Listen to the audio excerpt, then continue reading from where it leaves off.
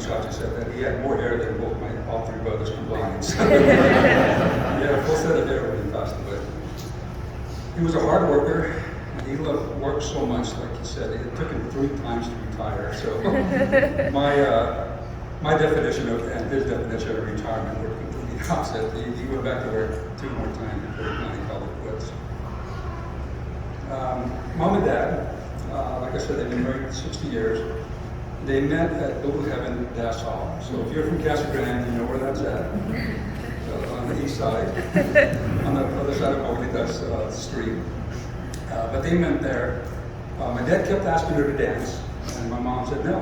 She told him no, more than once. And she finally gave in and said yes to my dad, and it turned out that my dad was a great dancer. And ever since then, they've been together. So they used to go dancing every weekend. They did everything together. My dad and mom, they both love going to the casino. He loved playing coquina with the family. He loved going to Laughlin. And he loved those Cowboys.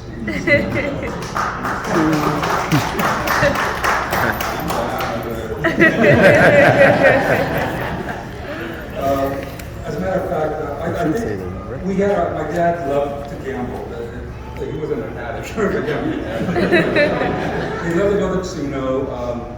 A couple funny stories is that every time we went to the Martinez family reunion up in California, Saturday morning we had some free time, so we would drive an hour to the casino, and then we would go to the casino because that's what mom and dad like to do, and then we would come back with a dance. Well, Dad, he was like in a zone. He was like herding cats to try to get him out of there. Just to get him to the casino because he loved playing so much. And then one time, my daughter, right when COVID hit, my dad, it was last March, my dad wanted to go to the casino for his birthday. And COVID was just starting with everything. And my daughter Hannah's going to nursing school. She said, I don't think Tata should go to the casino. And I said, yeah. I said, well, you should tell your Tata. Because I'm not going to tell him. So we went to dinner, and we were at dinner, and I told my dad, I said, hey, Hannah needs to tell you something. She goes, Tata, I love you. But I don't think you should go to the casino. And before she could get another word out, his hand came up and said, yeah, stop right there. I love you, but I'm going to go to the casino because that's what I love to do. We're all going to die, and I'm going to love doing what I want to do. So shut her down, but it did it in a loving fashion. And we also had a yearly bet, me and my dad, so my cousin Javier, we have a yearly bet. They bet against the Cardinals, because I'm a big Cardinals fan. And I bet against the Cowboys. And then at the end of the year, somebody owes somebody money. So thank God last year they owed me money. So thank you, Javier. Thank you, my dad. And one of the funny stories with that dad is, this is a long time ago when Tony Romo was the quarterback for the Dallas Cowboys. The Cardinals started off, they won the first 3 games of the year, and then Romo got hurt after the 3rd game or 2nd game. And my dad called me right away. He goes, hey, did you see the game? And I just heard that Romo got hurt. And I said, yeah, I heard something about Romo getting hurt. He goes, yeah, he's out for the season. And I'm kidding around. I said, well, do you want to tap out? I'll let you tap out for $20 before the season's over. And he took it. He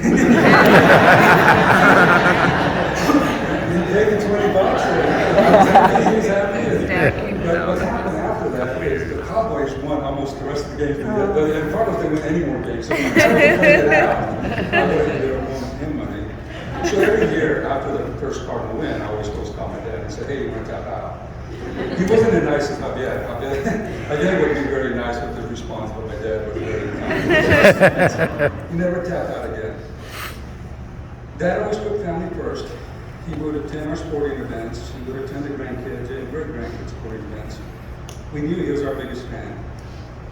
Even though some of the family members aren't close living-wise to my dad, he would always ask about Eddie or Chante, because I got to meet you in Colorado. He asked about you, Jessica, and she was gone on her trip last week to South Carolina. So he always would ask about how the family members were doing. So he was born on March 15th, 1941 in West Lubbock, Texas. He came from a large family. And his family followed the crops and my dad settled in Casa Grande when he was 14 years old.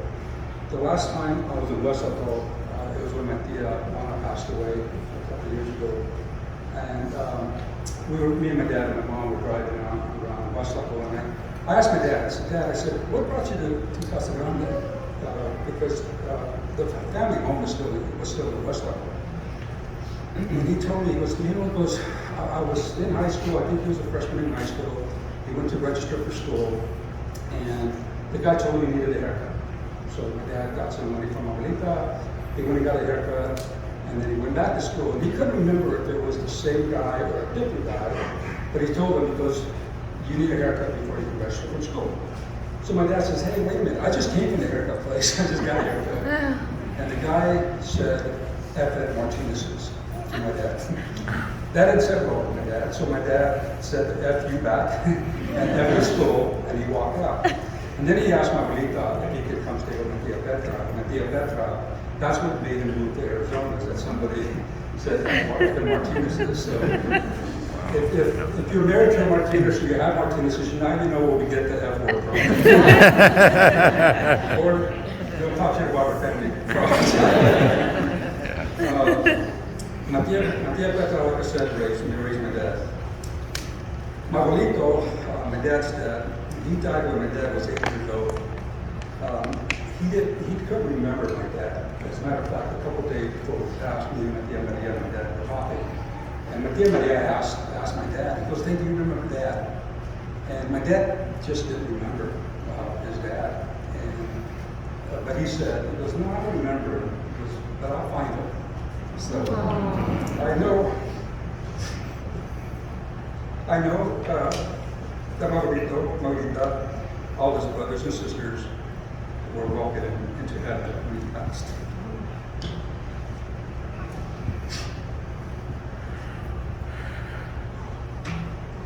My tia Maria is my brother's sister. She's the last surviving sister. They had the typical brother-sister relationship. They would call each other names. And sometimes fuss at each other. But they were typical brother and sister. One time, my tia and my dad, they just loved each other. They were brother and sister. So my dad was in the hospital one time, and he had to spend the night in the hospital. And my mom was sleeping in the extra hospital bed that they had in the room. My tia Maria wanted to stay, so she stayed in the recliner, and then when I left, my dad was in the hospital bed. So I leave, I go home, sleep in my own bed, and when I come early the next morning, I walk in the room while my tia Maria is sleeping in my dad's bed, and my dad's in the recliner. I asked tia Maria, what the hell did you kick me? She said, no, and the reality, my dad woke her up in the middle of the night, and he felt more comfortable in his recliner. My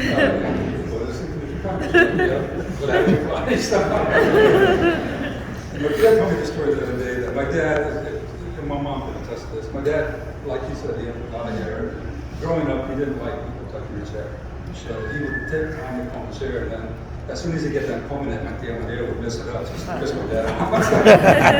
It worked right there.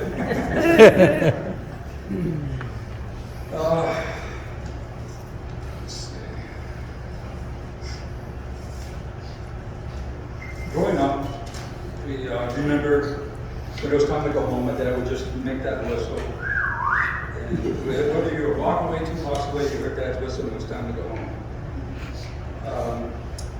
We knew a lot of people, my dad knew a lot of people. And because of that relationship, many years ago, he was able to keep one of my brothers, I'm not going to say which one, one of my brothers out of the back of the police car. So my brother was back in the police car locked up, and my dad was able to go talk to the police officer and get my brother out of the back of it, just by talking to him. So if you want to know the rest of the story, you can ask my brother Ralph.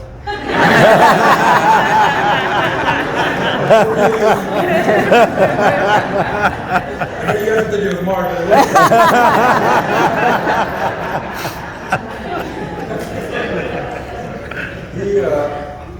It didn't matter what we did, what decisions we made. He always loved to support us. he would give us our 2 cents worth and let us make our own decisions and our own mistakes. And once we made that decision, my dad was always our guy. Technology was not my dad's friend. One time we were going to California, we were going to Long Beach, and it was when Garmin's first came out. Now everybody has phones on their iPhones or smartphones, but Garmin's were out, and I put Wetta's address in, and my dad and my co-pilot. I said, Dad, I want to get in the call. Here, have the Garmin, and you tell me which road to take. And so he's looking at it, he's like studying it, and he's like, okay, take this turn. I said, are you sure? Because it didn't sound right. He goes, yeah, so I took it because he's my co-pilot. And as soon as I took it, it said rerouting. So I get back on the freeway. I said, Dad, you got us lost. All right, I got this. So, all right, take this freeway. I said, are you sure? It doesn't sound right. Sure enough, I took it rerouted us again. So I took it from my dad and gave it to my 9-year-old daughter, Hannah, and she got us. And I don't know what it was about California. Oh boy. My dad couldn't drive in California. It was just a mental block in my dad's head. He just couldn't drive in California. So we were going to Martinez family reunion one year, and it was the year that there was a mudslide, so the grapevine was closed. And so I knew my dad didn't like to drive in California, but I needed to check that the freeway was open. So, and I forgot the name of the road, but we took the Pasadena bypass freeway. We don't have to go through downtown LA. And I said, okay, we're on this road for 2 hours. My dad can drive. If I put him in the middle lane, drive the speed limit, we're here for 2 hours. What could go wrong? So, what was that wrong? So we're on the freeway, and my dad's driving, and I'm on the computer looking at, seeing the roads open. I think I was talking to Tata. You were in Pasadena already. I think that would be somebody behind us. And it was me, Mark, and then Mark in the very back, and we were just carpooling. Well, all of a sudden, my dad, it's like 30 minutes into the trip, my dad says, I need to go to the restroom. I'm like, right now? You need to go right now? He goes, no, I just let you know. I said, oh, okay, just let me finish up what I'm doing, and we'll go to the gas station. So 10 minutes later, I shut my computer off. I said, all right, Dad, and we're going 75 miles an hour. We're in the middle lane. I said, all right, Dad, the next exit, take the next exit. Well, he takes the next exit that we're passing at 75 miles an hour. I don't know how he didn't flip my truck. We were able to get off the road. I'm like, what the heck is going on? He goes, well, you told me to take the next exit. I said, not the one we were passing at 75 miles an hour. So everybody but Mark made the exit. Once we got to the gas station, I remember my dad pulled me in my truck. I had to go my brand new F-150 truck. My dad opened the truck and he dinged my door on the little thing. And he looked at me and goes, now we're even. That's the thing I did like 15 years ago. One of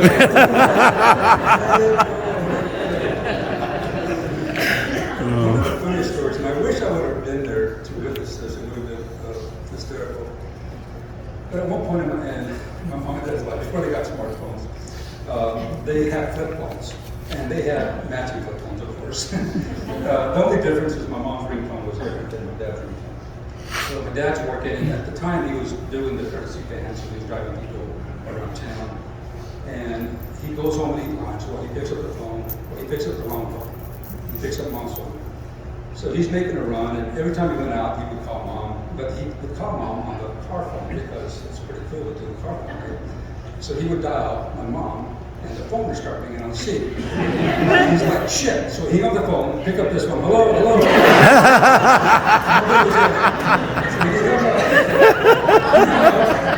he did it again. Shit, I'm out. Now he told the story, so, and I don't know how long it took him to figure it out. He did figure it out. And I could see my dad, he would get pissed off every day. So technology is favorite. We try to spend as much time as possible with that. We went camping with family. We took a trip to Durango to visit my daughter. We went to West Lago to see my My dad was a big Chevy guy. as you heard, and I was a big Ford guy. So we always bickered back and forth about the Chevy Ford. As a matter of fact, only 2 times my truck broke down, my dad was with me. So. But going back to camping in Wood Canyon Lake, we were camping. In the middle of the night, my dad has to go to the restroom. So of course my mom goes with him because they do everything together. And they go to the restroom, they come back, and in the morning, they're telling us about the horses that were around the camp. I'm like, horses? I said, Mom, there's no horses out here in Wood Canyon Lake. He goes, yeah, they were huge. Well, they were a herd of elk.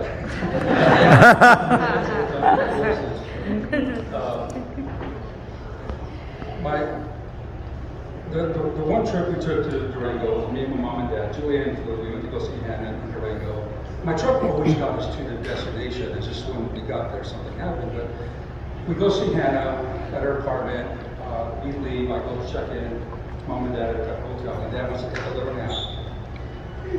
And I go back in my truck to go see my daughter in her apartment. And my truck won't start. So I have AAA, so I call AAA. And the guy gets there. I said, dude, I don't care what you do. You got 45 minutes to get my shit started or out before my dad wakes up, because I don't want to hear my dad. So the guy did something, good start, but he had to leave, and then he had to come back and tow it, unfortunately.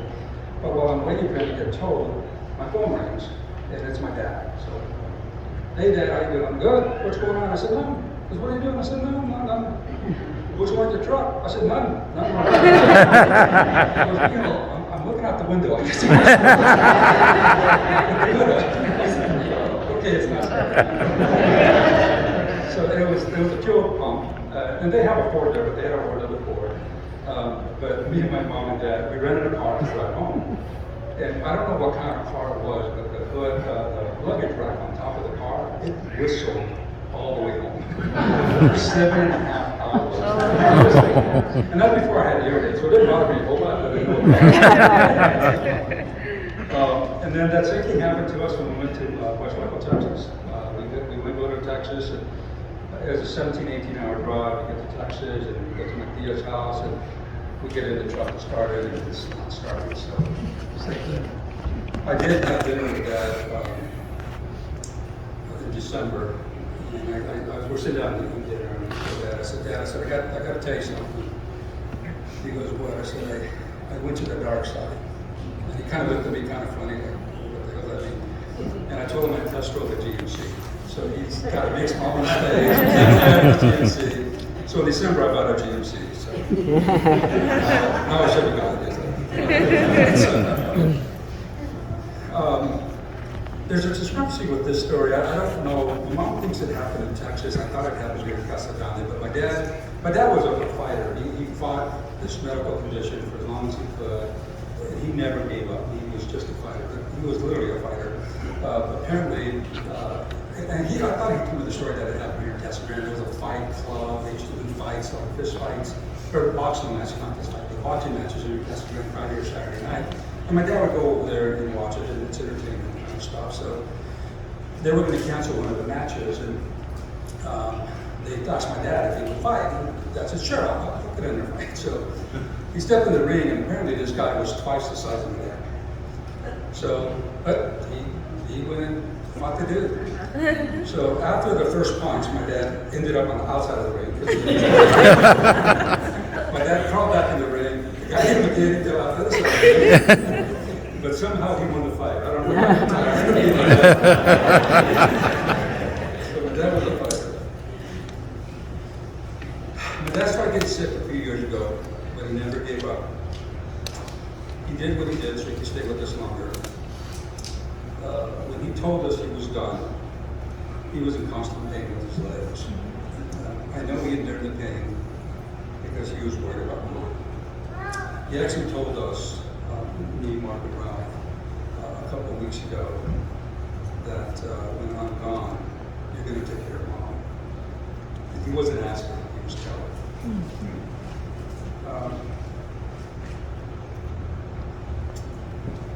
Even with all the pain in my dad's leg, he never lost his sense of humor, ever. Now, the next story I'm going to tell is probably a PG-13 and above, so if you guys young kids so my dad, I love my mom and dad. And I got permission to tell this story, so it's not like that. So my dad, I'm at the house, me and my mom are getting ready to help him get in the shower. And my dad, I'm getting ready to have him stand up from his recliner. And he goes, whoa, wait a minute, I got a question for you. I said, what's going on, Dad? What's your question? He goes, who's going to wash my bullets? And I was like, I said, if your wife wants to touch your bullets, she can. But I said, Mom, don't fall for that trick. There's nothing wrong with the shower. You can wash your bullets.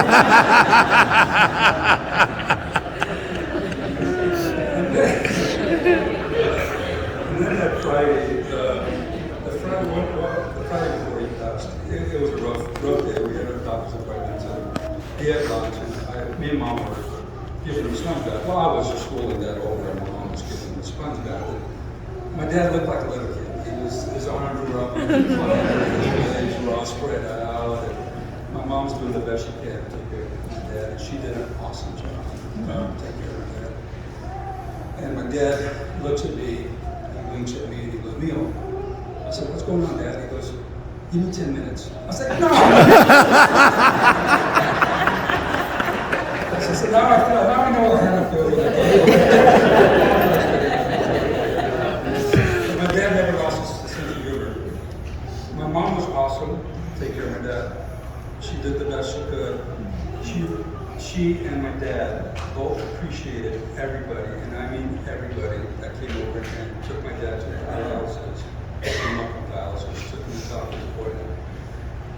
My dad was a proud man, and I heard him whisper to one of my nephews, Michael, that we have an awesome family, and we did. So thank you, everybody that came and helped supported my mom and dad when my dad was in pain.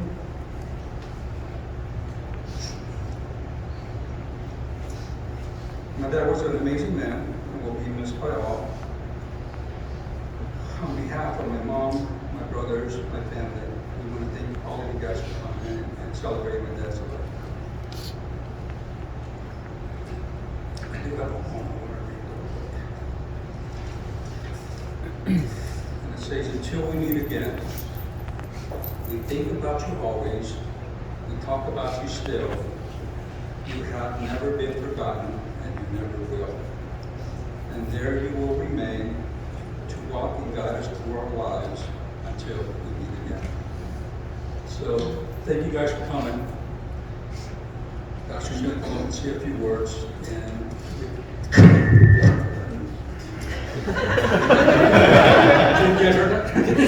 Wait, what did he say? You know, it is always a joy